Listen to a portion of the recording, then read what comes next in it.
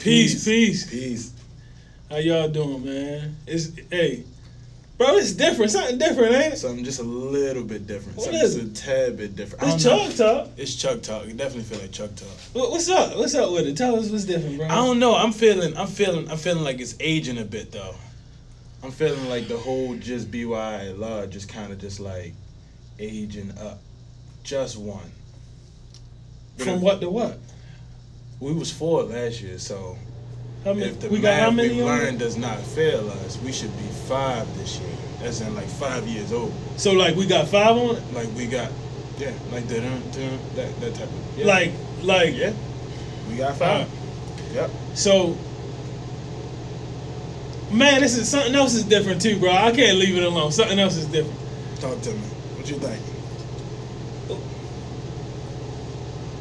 We live. Hey yo, we live. We are. Fall into BYI. And what else? Man. We got 5 on it. You heard me. Yeah, a big 5 too, man. That's crazy. A big 5. That's crazy. Yeah, man. Yeah, so it's good to see y'all, man. It's been those who've been following us through our series of engagements since the pandemic hit. CHUCG Talk has been one of our political education engagements. We've been able to take on some of the questions from folks who've been watching and be able to respond on the show. However, because this is our 5th year, our 5th birthday doing this liberation work, this year we decided to do something a tad bit different, and we decided to go. How you say it again? How you say live? I like the way you said live. Live, we out here. So we going that way, and we right here right now, ready to take y'all questions, and we'll chat. You all still hear us chat as we always do. Talk about the issues and talk about different solutions and different ideologies. Lift up folks in their work. But however, please tune in. I appreciate all the waves I'm seeing, but drop some questions behind the waves too, because I'm looking forward to them. So man, this CHUCG Talk, right? For those who've been following our CHUCG Talks. Man, you'll know that this is pretty unorthodox, right? Because we usually have a pre-recorded piece. We're engaging folks. We usually have bell questions. You feel me? At this point, I mean, what we're going to do is live. So when folks have questions, when folks have thoughts, we'll have an opportunity to talk about them. But this CHUCG Talk is special not only because we're celebrating 5 years, because we got 5 on it, and we live all the way live. But not only is that happening, we also are here to talk about, and if you follow us, if you're not, shame on you, please go on YouTube, subscribe to Black Youth Institute and see all of the last, we have over a dozen episodes at this point, talking about different topics that are essential to movement building. And so, man, tonight what we're going to talk about is about knowledge creation. Why it's important to engage in political education, which CHUCG Talk is one approach to for political education at Black Youth Institute. And then also just kind of like, why is it important for us to tell our own stories and to lift up Black radical traditions through scholarship and other intellectual work. You know what I'm saying? And I think that that's important for us to talk about as well, man. So I'm really excited, bro. Yeah, man, absolutely. We're gonna do a joke of the day. Last time I checked, your last joke of the day was kind of funny, though. I'm not. A little bit. Just a tad bit. I still think the waffles with abs might have been. If y'all have been following, the waffles with abs might have been the best joke of the day. It was a good one. That was a good one. That was a good one. That was hilarious, man. I thought that was hilarious. But if anybody's taking tally, well, we are, because we got like, this is the 5th year, so somebody had to count from 1 to 5. Absolutely. Since we know how to count. Absolutely. The last one was me. So if it was you, that mean I gotta give a joke. Okay. Well, the joke of the night, you cool with that? Joke of the night. Yup. Oh man, I've been waiting on this. I'm gonna be real with y'all and tell y'all that this joke comes from this joke dates back to 10,000 BC. So you gotta be able to understand food and understand it back then as well. So this is the joke of the day. What do you call a tiger with no stripes?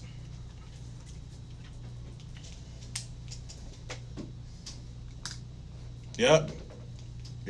I'm gonna be honest with you, bro. Matter of fact, I'm gonna say this now. My waffle joke was second to this one. What do you call a tiger with no stripes?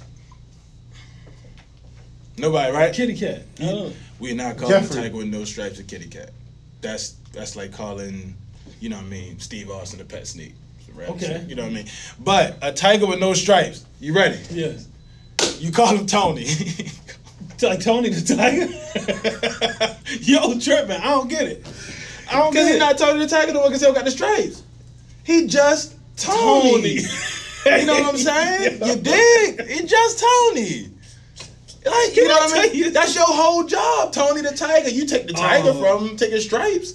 Then he just Tony. Just Tony, bro. That's interesting. All right, so let me ask you this, right? Ask me what? Is it okay if I tell a quick story? Yeah, go, yeah. So considering that we got the theme of 5 years, right? I think about, often we talk about food, and folks who know Black Hill Institute understand we do food work. I'm gonna be honest with y'all. When I was growing up, and give thanks, God bless my mother for doing the work she did to raise me and my siblings. Man, it was times where things were tough. My mother had back problems, off of work. Largely the women at her job came together and said, you know what, we're gonna support your family, And yo, they gave us big baskets, big baskets of food, and I'm grateful for it. But they gave us like at least 100 boxes of Frosted Flakes. Oh wow! And I swore to myself at like 15, I will never eat Frosted Flakes again in my daggone life. Like, I swear to God, listen, when I tell you, like, I'm grateful for those moments, but I tell you to this day, even if I wasn't like trying to be conscious of what I eat, I would never eat Frosted Flakes again. So what the moral of the story is, man, fuck Tony, man. That's what I'm trying to say. That's what I'm trying. I don't have nothing to do with Tony. We got 5 on it. I think live CHUCG Talk. I think it's safe to say. That's funny. I think it's safe to say that Frosted Flakes were literally bottom 5 of all best cereals. Yeah, want to throw that out. Yeah, I think it's interesting. Absolute trash. Yeah. So I think, right? I mean, a couple things that I think we got some opinions in here. We got our you know what I'm saying, our comrades who are in the room. There's at least one person who was just like, "What? Frosted Flakes." Yeah, we got some folks on live. Man. They're not great. Some folks on live, but what at the top of the list, bro.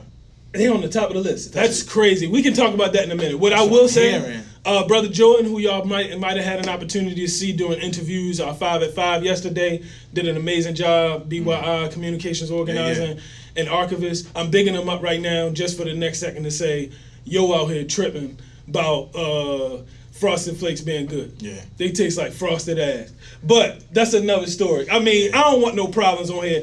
What I'm trying to segue to is to say that while y'all think that Frosted Flakes are great, what I also think is great is that there is a what folks have come to call Black radical traditions. Yeah. Absolutely. And these Black radical traditions are, if you haven't heard, kind of a move away from, I won't even compare it.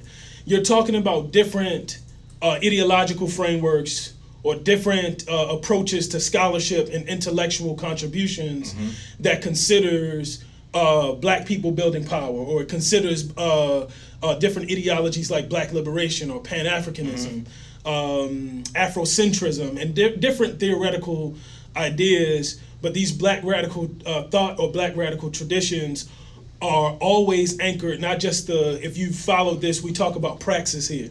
And praxis is about both action and reflection. So we need to be able to act upon the world, but we also need to make sense of the world so that it informs our action, and so that our action is informing how we understand the world as we change the world. I don't want to be too confusing, but with that being said, it's important to note that any social movement, whether you're talking about food or any issues, or just talking about the liberation of Black people and all of the iterations that have taken over the centuries, it's been anchored by some kind of ethos, theories, ideas, ideologies, whatever we want to call it, of the world. Right.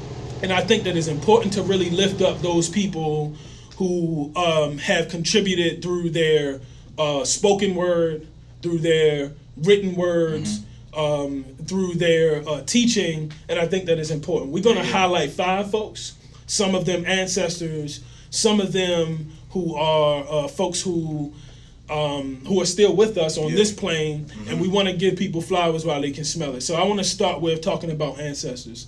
So first, we lift up, and I want to be clear, this is a very short list. We're working with the theme of 5 because we're celebrating 5 years. We got 5 on it. CHUCG Talk live. We out here. All right, boom. Let me get back to it. My fault. The sponsors told me to do it. We sponsored by BYI, hosted by BYI. Anyway, BYI Production. It's kind of like No Limit. We trying to be like BYI No Limit. Production. There's no limit to what we would do. So anyway, 5. We got. We want to lift up 5 folks. First, I want to talk about. We'll start with ancestors. Amos Wilson is one person. If you follow CHUCG Talk virtually, or if you follow anything that Black Youth Institute does, we'll always lift up the work and the genius of Dr. Amos Wilson, who is an ancestor amongst us now, who contributed through writing, through lectures, through building institutions, largely in New York City, but throughout the country, who wrote different books, but one of the, actually, I believe, his last text, and a pretty comprehensive text that we often talk about, and that is Blueprint for Black Power, which lifts up just not only some theories about what is power, but how do Black people actually build power. Beyond an idea and a slogan and a quote of Black power, how do we build it? So Blueprint for Black Power, if you're interested, please check that out. We also, that is the only ancestor that I would say that's on the list. We also want to lift up an elder who contributed to cultural organizing, contributed to how we understand the European-centered worldview, and that is Dr. Marimba Anit, who wrote several texts, including children's books, but also her seminal text that I think is really strong. She talks a lot about culture. In fact, it's a quote that we definitely credit to her knowledge and wisdom, and that is a quote where she says that culture is to the people, or I'm paraphrasing, culture is to the people what immune system is to the body, right? So like our culture is our immune system of the people. But she wrote the book Urugu, that critiques the European-centered worldview and lifts up an African-centered worldview in terms of how people see the world and how they create oppression. So we lift up Mama Dr. Marimba Anit. We also lift up 3 more folks, and we'll be lifting out folks throughout, but I want to just kind of name them, and I'll talk about them later. We're going to lift up Mama Dr. Jessica Gordon-Niemhart. We're going to lift up Brother and Dr. Lawrence Brown, and we're going to lift up Brother Davon Love, who's, for those who understand, the Baltimore context will understand why Brother Lee is bigging it up. So we'll talk about those 3 folks throughout. But for now, man, like let's talk about. Let's open it up. I know we had a question that we're posing to folks. That we're gonna talk about, but I'm gonna get out. So our question that we posed was, I'm losing it. And it's all good. No, it's late, bro. Long day. No, it's not a long day. It's important to tell your own story. Why is it? Yes, absolutely. So we talked about what is it like to build knowledge and build power in the Black community. So we wanna. The question we're posing for tonight is, why is it important to tell your own? Why is it important to tell our own stories? What does that do for us? What do you see forthcoming from that? And I would also ask and just have folks share, what is consequences of not doing that, right? What do you know of consequences of not doing that? So I want to lift that up as well. Can you speak to it though? Oh yeah. I was going to give you. I've been talking a lot, man. No. Sure. So I'm gonna start out with a phrase that I'm sure we've all heard at some point, but it's very simple, and it's knowledge is power, right? And at the age of receiving that and putting understanding to it, I don't think when I think knowledge, I used to think of what I learned in school, right? When I think knowledge, I used to think of what I read inside of my history books or things that was titled as knowledge and given to myself. However, that's not true knowledge, right? True knowledge is going to come from experience. True knowledge is going to come from someone who's lived through it and passed it down and understands it and can dissect it for you, right? So when I say to say is that when you talk about archiving our own stories, right? You talk about writing about ourselves and providing folks with a clear perspective about ourselves. You allow us to define ourselves, and the definition is going to allow folks after us to be able to. I would say pinpoint or even be able to walk in the same steps we walked in or carry on. I don't even want to say our torch, really, but carry on our movement. You know, it's an intergenerational and understanding how this right? thing is built, right? Able to step in versus having to rebuild. So I think it's major for that because, and I can speak to this personally, if you will, but my understanding or my feeling right now is that if we don't archive, right, and I'm speaking to the consequence piece, if we don't archive, right, then we lose a sense of self, right? We lose a sense of community, we lose a sense of culture, which we just talked about as being our immune system, right? And in the battle that we're in for food, for education, for power, for knowledge, for everything, for folks that look like us, there's no room for error. We can't afford to lose anything, right? So writing about ourselves, painting our own pictures, being able to describe ourselves and carrying and controlling the narrative on ourselves has always been a necessity. I think we've seen what happens. We've seen the domino effect of it not being a necessity. It's been all too many times non-colored folks have come into colored black and brown communities and have used those stories and put those stories up in empathetic ways and have even turned the narrative on the stories to show folks as victims, if you will, when there's no true understanding of the community. And the truth is, and the last thing I'll say, and I'll step back, but the truth is that the same folks that are coming into the community who wants to study, right, who wants to do an experiment and understand what's going on where we're from, are the same folks who are being trained by white institutions. And those white institutions are teaching them white languages and white perspectives and white understandings and white ideologies. And you come to assess a neighborhood of black and brown folks, and then we can't possibly ever in life expect to think the information coming from that source will be valid. And it's not, I want to be clear, it's not always intentional, right? It's not always intentional, but we talk about this all the time. We reap the benefits of a lot of things without intentionally reaping the benefits of a lot of things, right? And we talk about, in the smallest sense, and I swear this is the last thing I'll say, but in the smallest sense, we always talk about the football team, right? You know what I mean? You can play not one game, but however, when you win a championship, everybody who stood on the sideline from coach to water boy gets a ring. So you can't say you're not part of something, and you have to act accordingly and do your role. So no, that's strong, man. So I want to fill some things that came in the comments. We had a couple of things. First, Raven, appreciate you for tuning in. Asked about are we live on YouTube? We're not live on YouTube right now, but we just live here. Maybe we'll think about YouTube another time.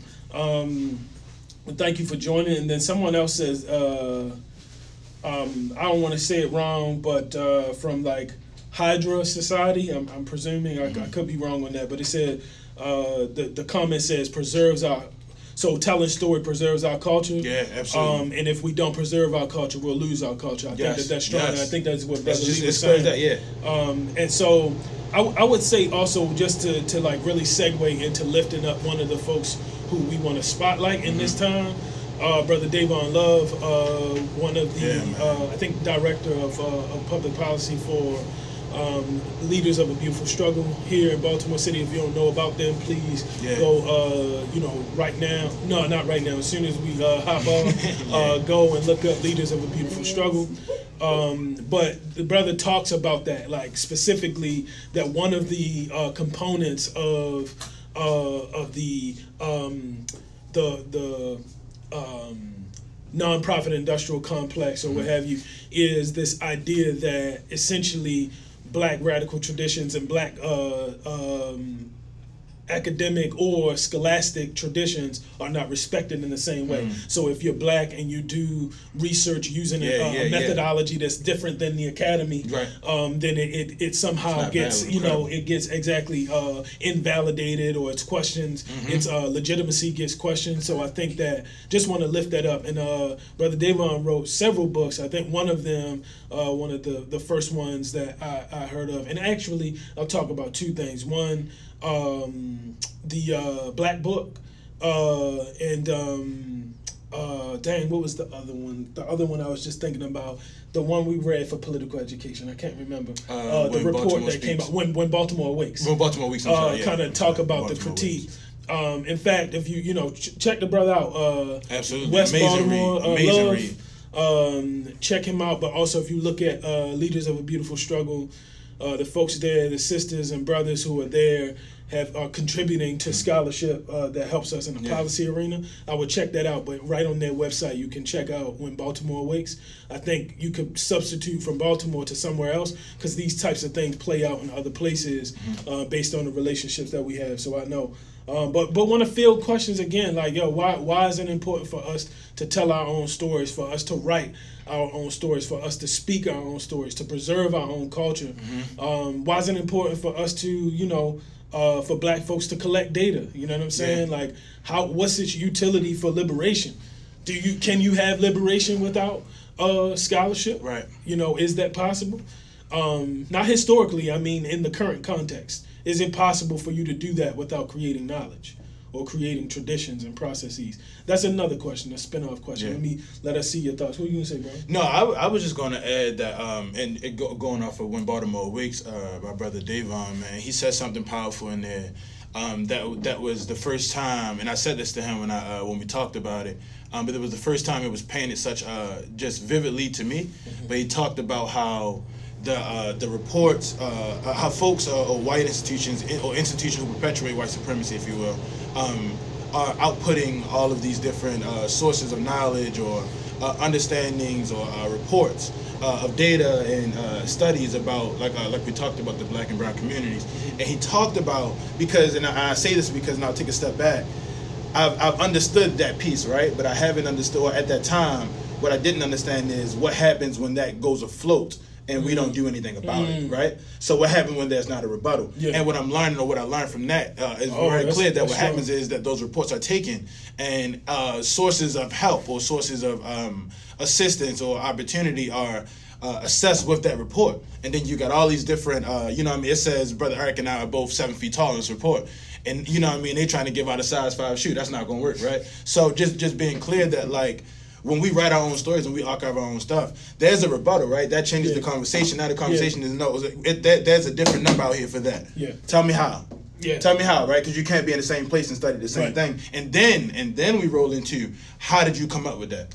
Right? Because this knowledge versus that knowledge, and now we can backtrack. There you go. And now we can understand, when we get to the source of the problem, is that your understanding of this was incorrect. And you have a base to be able to respond to that thing from. Instead of using, as Dr. Audre Lorde talks about, using the tools of the master's tools to break down the master's tools. Absolutely. It's impossible to do, right? So speaking to that, Sister Bessie, I appreciate you tuning in from So Well Tots in Massachusetts. Said that white perspective always has an ulterior motive, and not only do I agree with that, I think that one of the motives, if nothing else, the principal motive, is to disconnect us from what we come from, because a culturalist people are easy targets, right? If it follows. If you agree with what Dr. Marimba Anit said, that like the culture of a people is a people's immune system, then if you don't have culture, then you are weak. Right? Vulnerable, if your body doesn't have a strong, and not have an immune system, but don't have a strong one that fits the body, if you have the immune system of a ladybug, you would have a problem because you're a human. You need the right system, right, of protection for that particular thing. So if that is the case, then we need to be steeped in our own traditions, backed by our own knowledge and own experiences, so that we're able to lift these things up in ways that are essential. So with that being said, I want to spotlight really quickly Dr. Jessica Gordon-Niemhart, who writes a book, or who's written several, many texts, articles and things. And one of them in particular that I want to lift up right now is Collective Courage. And Collective Courage is essentially an anthology of various experiences that showed cooperative economics and cooperative development, business development in African American thought and an African American behavior, essentially, Right. that showed many examples of what cooperative economics look like in practical ways throughout. If she didn't do the decades worth of work, we don't have anything to speak to, and making the case for why we need a co-op in Cherry Hill would force us to look at models that are not connected to our community. You feel me? Absolutely. So with that work, it's important powerful. that now we have a base that comes from our own traditions. You feel me? That's powerful, man. That's powerful. And you said something about the immune system that just understanding the immune system that make it clear that, like, if your immune system is weak or it is taken away from you, something will take over your body. Yes, sir. And you have no control at that point. And it's a harder fight back, if you will, to rebuild that immune system. And rid of whatever disease that you know what I mean may be affecting you. So I think it's critical, man. I think it's important, and I also think that certain things happen, right? You think about the last one, last person to really spotlight Dr. Lawrence Brown. Who was previously had an appointment at Morgan State University. Many people locally in Baltimore and throughout know about this, the concept of the white L and the black butterfly. And I speak to that is because when we don't have power, including the power to tell our own stories and all, what ends up happening is there are consequences, right? You literally have these things that happen. His position is that the black butterfly is the place that is riddled, or communities that are riddled with the experience of under food apartheid, right? And so it's like when we don't exercise our greatness because we're not able to connect to those stories, it creates a reality around you, right? So the thing is, I feel like one of the things I often talk about is that the biggest impact on white supremacy or of white supremacy on black people in particular and others, but particularly on black people, is the imagination. We get essentially white supremacy teaches us that we need to be in a certain place, we need to think inside a box or right outside the box, or whatever we need to do to capitulate and stay connected to the system. Because if you're connected to white supremacy and the closer to whiteness you are, the better you feel, like you got some power or some control. Very true. The closer you are, the more, if you will, the more secure you are. You know what I'm saying? No, and it stifles our imagination. If we can't imagine ourselves free, then we can never be free, right? And so I think that scholarship like this allows the opportunity to show that not only can we produce knowledge, but also that knowledge can actually inform how we move in the world. And it comes from people that look just like us, that experience stuff just like us, right? So anyway, I just wanted to kind of put that up there. No, that's major, man. That's major. I think what was going through my mind is just understanding how power trickles through all systems, and understanding how, and you said this, but mentioning how this is almost tied for us to be inside of a hamster wheel, if you will, right? You know what I mean? You talk about snatching culture. You talk about disconnecting folks. And when you disconnect, you can give them what you want. You give them anything to hold on to. And you tell them it's theirs, right? And I think that's a situation that we're in this country, being disconnected from our roots and having to adopt and cope with everything that happens in this country. I mean, because truthfully, you know what I mean? You think about it, I wonder how this country would look if we had a choice, right? And it's interesting I say that because in Blueprint for Black Power, Dr. Amos Wilson said that power is having a choice. Power is being able to choose, right? And you're not able to choose. Even when you feel like there's a choice inside of a choice, truthfully, there's only one way, that thing can truly go. But I said it to say is that you think about our education system, right? You think about our justice system, you think about our food systems, you think about our political systems. All of these things are motors for one thing, to keep power in one place. And I think it's evident, I think it's clear, because you think about health, right? You know what I mean? If I want you to be a part of my health system, then I'll feed you bad stuff, right? And when you get to the health system, if I want to continue, to pay you, if I want to continue to milk you of all your money, right, I'll tell you what's wrong with you, right? And then if I tell you what's wrong with you, if I want to continue even further to milk you, I'll tell you what medicine you're going to need for the next 10 years. So I generally feel like none of the systems are built in place. Oh, I take that back. I feel like the systems that are built are doing their job, and I would say I don't want to use the word categorizing, but I think they're doing their job and weaving folks specifically into where they want them to go in society. You know what I mean? I don't think it's a coincidence about the schools that we're in. I don't think it's a coincidence about the health options that we have or the health issues that we have.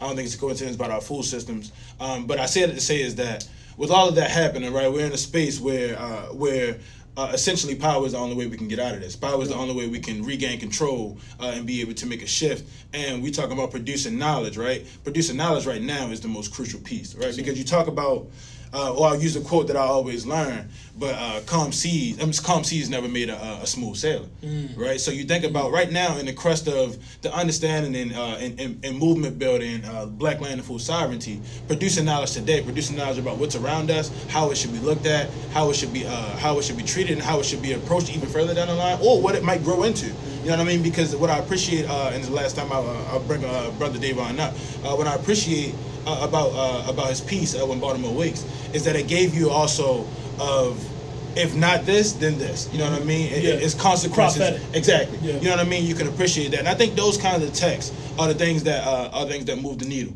And like I said, it allows folks to come in and have a very vivid understanding of what the ancestors were connected to, just as we do, how the ancestors moved, just as we do, and I think it also needs to include how the ancestors liberate themselves. That's a major piece. You know what I mean? So that principle of Sankofa is important, right? Yeah, go and fetch. Go and fetch it, right? Returning to that which we come from, return to the heart, and I think so. I want to speak to something in the comments that Sister Bessie talked about. She said African knowledge is intuitive. White knowledge is to educt or educate. That's right? Or deduct or deduce. I guess I don't know if that's the piece. She also said she need to get registered at Black Yield Academy. So with that being said, one of the things that I will share after I make this comment, I want to talk about, how and why this kind of work, or what it draws from for us. Yeah. But that principle I think is important in thinking about how we return to what we come from, and coming off the last point that you were making is that we have to return to those things and figure out how they are applicable in the 21st century. So we talk a lot about learning about maroon communities and learning about various movements and thinking about, well, what are the best examples and what are the best ways that we can engage with the current structure, doing a power analysis, building power and creating change.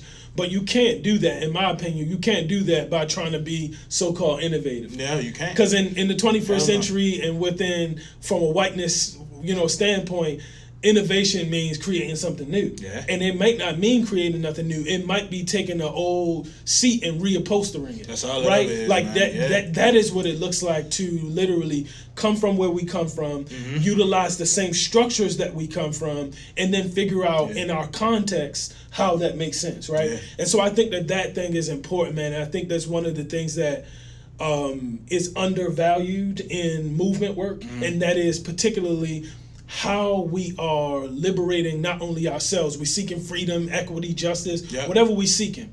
But the thing is, we try to do it out there, and we're not doing the work internally. That is a whiteness thing. That is a perpetuation of whiteness. Yeah. The white, the European-centered framework, right? It's a material one. But what if, as Sister Bessie talks about, what if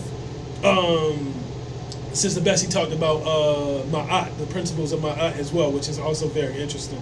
But what if, just what if, we were to remove ourselves from this idea that things have to be material and not and we actually bring in our full selves and have a whole body experience in our movements? Then we have the ability to what's the word? To actually, to borrow from Migos, walk it like we talk it. Yeah. You feel me? That's clown. Like for real, you feel me? No, that's real. Because then the thing becomes like, yo, I don't have to fear an election right now. No. I know what I come from. There have been people who've gone through this process. It's only, my question is, what did they do in those times? Right. How do we build from this moment? Yeah. In fact, it's just my opinion, if we focus our attention on building infrastructure and building institutions, then the results of an election, they are only particles in a particular system, rather than the mainstay of a particular system. I know everybody's attention on it, but media has this way of making sensationalizing things, and people get attracted by the bright lights. But after tomorrow, 3 days from now, whenever we find out who wins the election at the national level in Baltimore, folks by now should know who won in your district, in the city, what have you. What we ultimately have to do, y'all. What we ultimately have to do, as Baba Kwame Ture talks about, is organize, organize, organize. And one of the ways to organize, y'all, is to organize our thoughts, put it together, and we have to not only put it on paper, we got to reproduce. That's how, when we talk about institution building, you're not just talking about starting an organization, get a 501c3, get some grants, do some stuff, grow some food. Yay, look what I grew. I grew me a cucumber. Yay, I got 5 on it. That's like, yo, that's a little bit of it, right? What we have to do is do the work. Do the work of organizing, which means the repetition, replication, and we have to be able to reproduce ideas, because Otherwise, what we're doing is doing the same thing that white folks have taught us to do, and that is to be short-sighted, rather than thinking about things from an institutional and an intergenerational standpoint. Instead of leaving the breadcrumbs for our folks to go to liberation, we'll leave breadcrumbs right to that witch that Hansel and Gretel led themselves into. Yeah, man. No, so anyway, I'm gonna stop. I'm gonna stop. Yeah, no, man. Hey, I don't have much to piggyback off of that, man. You got to teach me how to say it, how you say it. But no, that's powerful, man. No, that's real powerful. That's powerful, and I think that's clear. And when we talk about why it's important to archive and to produce our own stories, our own knowledge, I don't think we gotta look no further, man. I'm not gonna beat a dead horse, if you will, but I just think it's clear, man. I think I've said this several times, and I'll say it again, but I don't think our job. I hope folks don't always think our job is to be superheroes in the moment and take on issues of today by ourselves, issues for our people by ourselves. There's people who walk these walks before us, man. There's footsteps already in the dirt. And it's not to say that you have to walk directly in those, but our job is to look down at them and see, what them footsteps put forth for them and how we can adjust, right? We always talk about evolving movements, right? Yes, sir. And it's never really restarting because our problem isn't solved and we haven't met a solution. However, there are going to be shifts. There are going to be changes in the narrative, and those are the things we got to roll with and continue to figure out what control for black and brown folks look like in those different changes, if you will. Hey, yo, welcome to CHUCG Talk Live. Look, we are within the orbit, the matrix of falling to BYI at Black Youth Institute. Listen, we got 5 on it. We're celebrating 5 years, and in these 5 years, we're celebrating, celebrating, lifting up, doing what we're doing, and just lifting up the works of what we do at Black Youth Institute. Because one of the things about producing knowledge is that we have to remember. Remembrance is a collective act. Yeah. How can you remember if we never talk about it? Yeah. Like, I'm tired of us being too humble, right? I was listening to a podcast, or watching a podcast on IG, actually came from Expeditiously, but with T.I. And it was and Tip was talking to a couple of guys, two comedians, and one of them said something of the effect that, like, yo, when you down and bad, people don't tell you to be humble. Yeah. It's only when you in a position where people perceive that you getting it, that you winning, that you in your bag, to be humble. Don't get you know what I'm saying? Like, if somebody like, hey, yo, can I get $5? Yeah. Yo, can I hold $1? Yo, I'm trying to get me something to eat. You ain't about to tell nobody to be humble. Right? Yeah. So the thing is, I'm not trying to be humble no more. I'm great. And not personally. You know why I'm great? Because I come from greatness. That's why. So why not boast about it? Other folks boast about these untruths that you talked about that we can't rebuttal. But I want folks to be able to talk about, oh, yo. And that's why, you know, Brother Jordan, who was on yesterday, and everybody else, Sister Maisha, who's our farm manager, Sister Twanisha, who's our administrative organizer, Siglali Ceballos, food Susu organizer, and our director of finance and sustainability, Till Hinton. I'm giving everybody information. So I'm putting everybody out there because we on CHUCG Talk Live, and we celebrating. And I'm saying that to say like, yo, what we're doing is archiving and putting things up because hey Bessie, you getting it, shorty. Bessie say, I'm great as fuck. That's what I'm talking about. Do it. Yeah. Like, that's what it is. And so, like, for us, man, what we trying to do is leave the breadcrumbs because of somebody else's breadcrumbs that we're able to learn and practice Sankofa. It is, yeah, man. If we only can practice returning something if there's a foundation still there when you go to return. Yeah.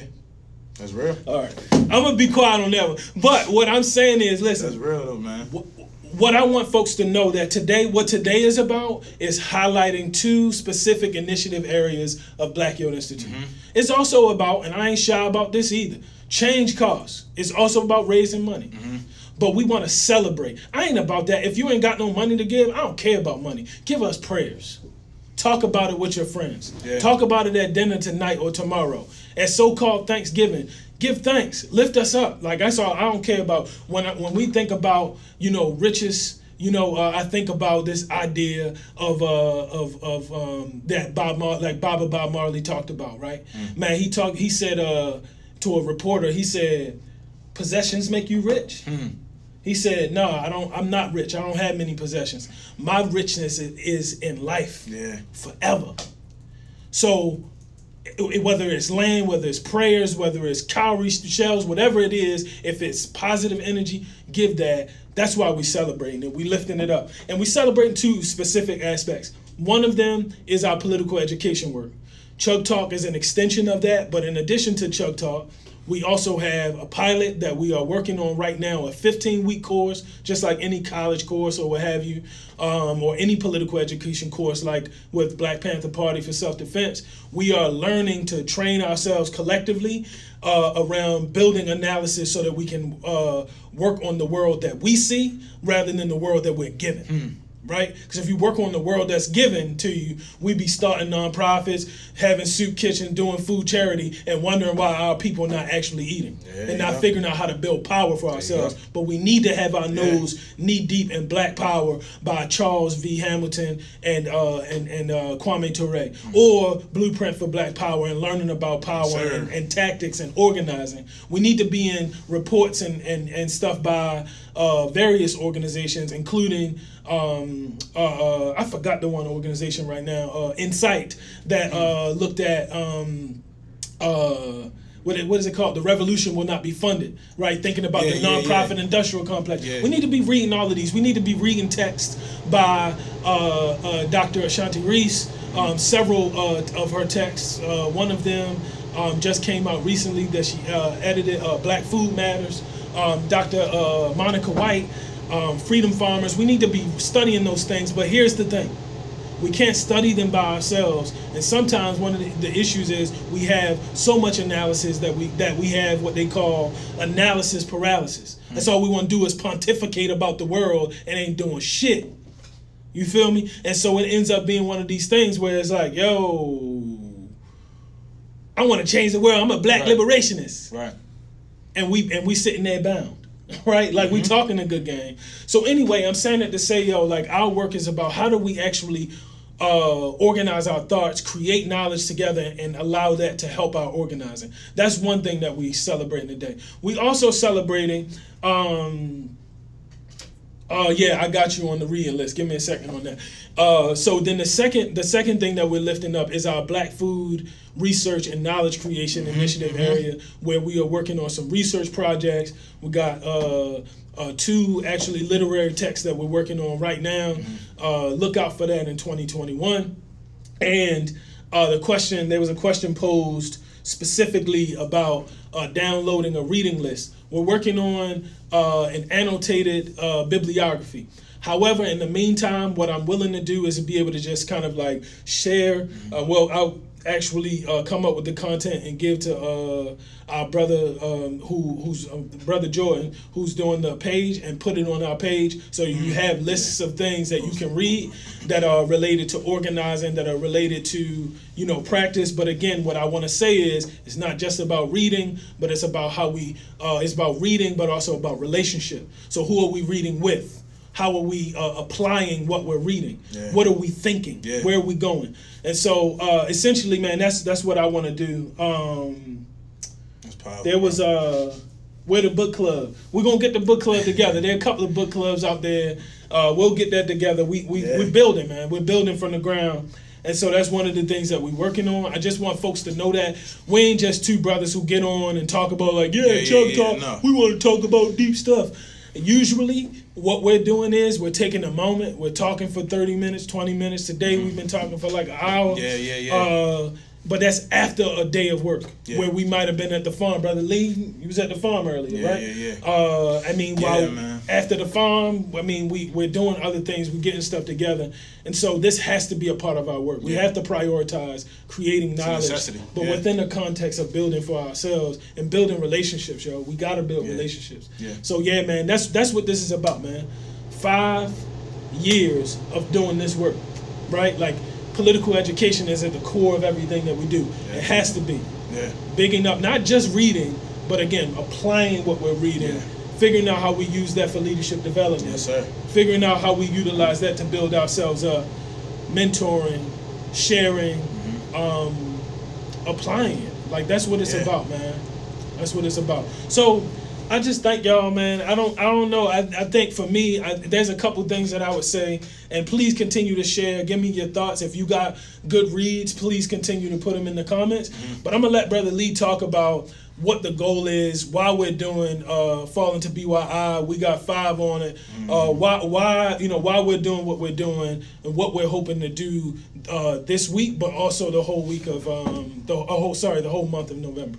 Yeah, so Fall Into BYI is our annual celebration of our birthday, if you will. BYI was born in November of 2015. So 5 years later, here we are, 2020. In November, standing strong and proud of it. So all week, Fall Into BYI, we've been engaging folks digitally on online platforms. Brother Jordan, our communications folks have actually been able to engage a lot of black leaders doing a lot of black work, a lot of good work across the country.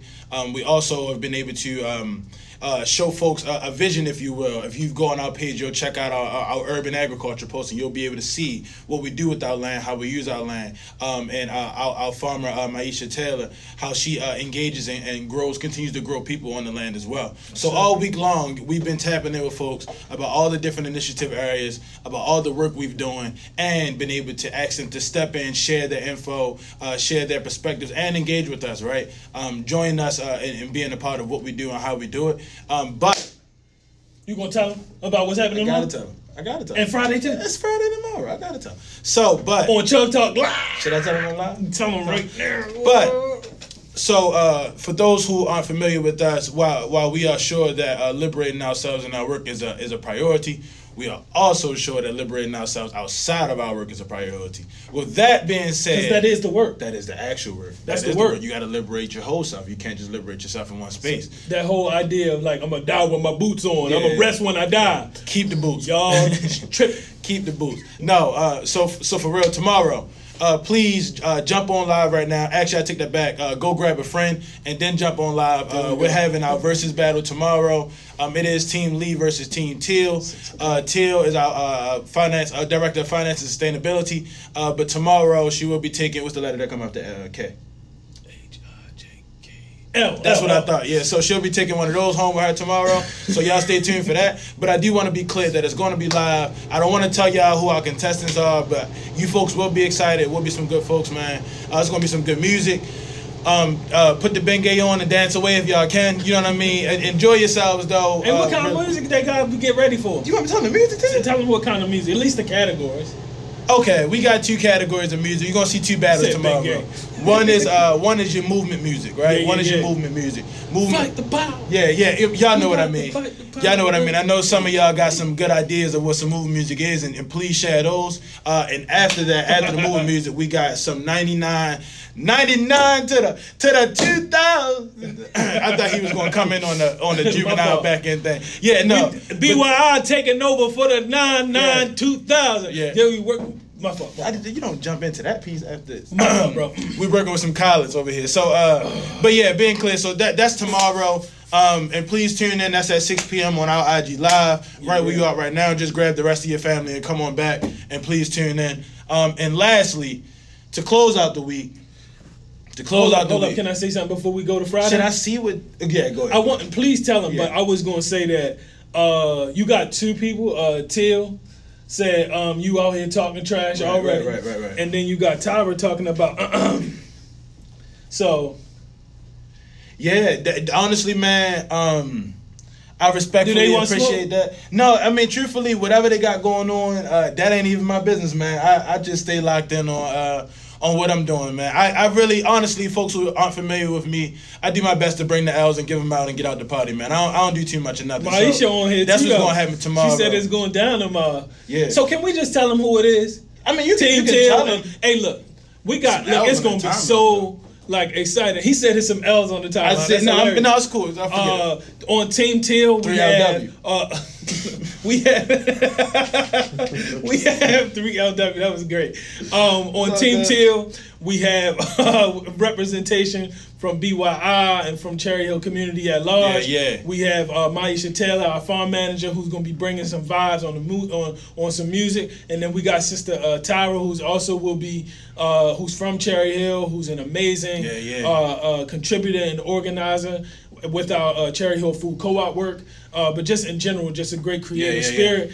She is going to be gracing the place as well. And then on Team Lee, we got another... Hold on. Change the voice, man. Give me the Wrestling Federation voice, man. Don't give me that. And on Team Lee... Yeah. Weighing in. Yeah. I don't know. Yeah. But, so you got some folks at Team Lee as well. We got another representative and giant from Cherry Hill, Rich Mike, from Restoring Inner City Hope, going to be bringing the vibes. And then we also got Cool Ant that's going to be joining us Neighborhood as well. Hero. Neighborhood Hero. Yes, sir. And so, man, so it's going to be fun. When I say we're going to be lit, we always talking about keep the flame, but you're going to have to try to put that, I can't cuss, right? No. So you going to have to put that thing down. Like, I'm telling you, we going to have some fun. You don't want to miss that. That's tomorrow at 6 o'clock. Tell them about Friday, bro. Tell them about Friday, bro. Tell them about... No cry. I'm going to tell them right now. All right. Friday. Real quick. Friday. Can somebody hit the lights for me? Friday. I want to be clear. Is that the blackout? Yeah, I forget. So, Friday. No, don't. Not for real. No, so seriously, Friday, man, to close out our week, to close out our Fall in the BYI week, it's been amazing. But we're gonna go ahead and switch it up a little bit and enjoy ourselves and show you all how we use the garden for more than food. And we're hosting a silent blackout party in the garden at 900 Cherry Hill Road. We got a donation page that you're able to jump on and buy a ticket. And if you don't buy a ticket, after you click on the page, you're supposed to donate as well. Don't leave the page without doing that, and we appreciate you for that. But what's a silent blackout party, right? What's a silent blackout party? What does that even look like? Man, first off, it's going to be dark. It's gonna be dark, right? So get ready. It's blackout, right? No, it's gonna be dark, and you all have things that'll show you all in the dark. We got a bunch of glow stuff to be able to see folks and folks to be able to enjoy themselves. However, the silent disco, you're gonna have your personal pair of headphones, right? But on the headphones, there are 3 stations. One is going to be for our DJ to communicate with folks and tell folks about how we're raising money and the donations we've gotten. And the other 2 channels are going to be other 2 channels are our. We doing playlists. Oh, we doing playlists. Y'all hear my playlist? The one I put on there? The Will Smith. It didn't make the cut. No, the Men in Black didn't make the cut? No, just talk about the other stuff you know about. All right, there's clearly some jealousy in the playlist on my end, but we're having 2. We're not getting jiggy with it, bro. We're having 2 very healthy, amazing playlists, though, seriously. Right in the garden, you're going to be able to choose between the playlists, pick your vibe. If you like to turn up, we got the turn up music. And if you like to, can you stand the rain? Yeah, you gotta come, man. You be leaving me. If you wanna, if you like to just vibe out too, cause I ain't got it like that. If you like to just vibe out too, though, we're gonna have that for you too. So please, we'll have drinks, we'll have food, we'll have space to chill and eat food. And that's important. With COVID precautions. Please, I just want folks to know that. Please. Social distance. Can you imagine? You ever had a party at a farm? Yeah. No, not yet. Look, they about to. If you haven't had a party at a farm and you can't come, do what like Sister Bessie said. Sister Bessie said she gonna have to get on her Zoom and put it on mute. She joining the party. It'll be quiet. It'll be quiet, right? So I'm saying, like, man, we taking all the precautions that we can. It is to support our work, but it is like for real, man, for us to have a good time. Because like you said, what's movement building without being steeped in culture? Yeah, absolutely, man. You feel me? Absolutely, yeah. It's going to be amazing. I think we did something special this week, and I think the closeout of this week is going to speak even more vibes. Yeah. So if you haven't got your ticket, get it. But trust me, you don't want to be on the wrong side of this thing. You want to be able to have been a part of this.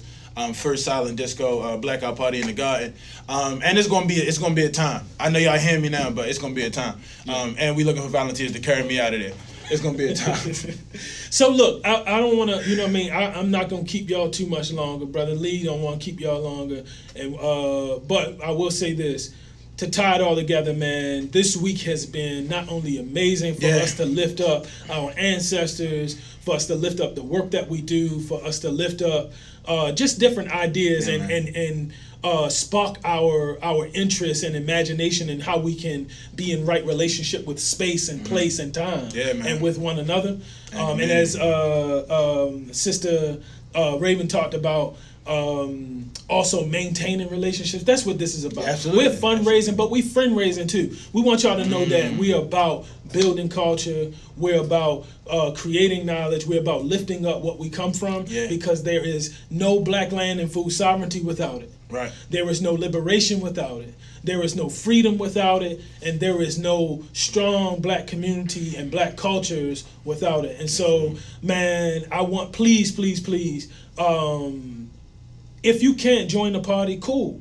Because of location, because of money, whatever. Yeah. If you just not interested in coming, because like, yo, they got COVID over there. Oh, you said COVID. You ain't interested, that's your But my thing is, in general, what you should do, if nothing else, follow what we're doing at Black Youth Institute. You probably got a lot of posts in your inbox.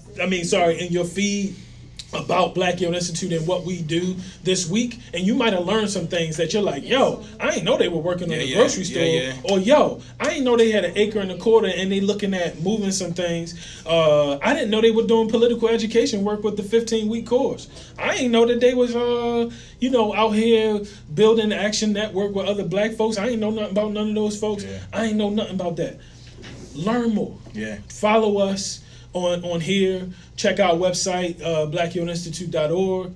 And in general, man, you can go to YouTube and get more of this type of content. I think it's fun, but particularly talking about topics that we believe will get our engines going, and might be some topics at conversation starters at your favorite holidays, or at your farm, or somewhere else, wherever you might find yourself. But man, I really appreciate y'all. I appreciate folks for tuning in. Please share this video. Please share what's going on. Please help us. Our goal is to raise $15,000 by the end of November. We're just going to claim, right? We claim that November is our time for Black Youth Institute, right? The first Friday of November, we're going to start calling that BYI Day. But more importantly, what we're trying to do is just, continue to do our work. And beyond that, please continue to send prayers and good energy. Yeah, absolutely. And even if you got some stale energy, that motivates us too. Because we all about that. So whatever you got, just give us, give us some love. And thank you for showing us love right here on CHUCG Talk Live. We got 5 on it. You heard me. I got 5 on it. Yeah, man. So thank y'all so much. Appreciate y'all. Brother Lee, you ready to be out this thing? I'm ready, man. I'm actually about to go get ready for the verses. So right now? I got to go. Now? My team got practice. You got practice? Yeah, we got practice. That's hilarious. Y'all got uniforms? Yeah, like this. We got uniforms. Referee uniform. Y'all gonna see? Hey, I see y'all there. Raindrops would fall. Who is that? Eddie Kane Jr. What you talking about? Oh no, I don't know that one. 5 Heartbeats. Oh, I got 5 on it. Hey, look, thank y'all so much. Appreciate y'all. Thank you for joining us live. CHUCG Talk Live. Follow Black Youth Institute. We got 5 on it. Peace.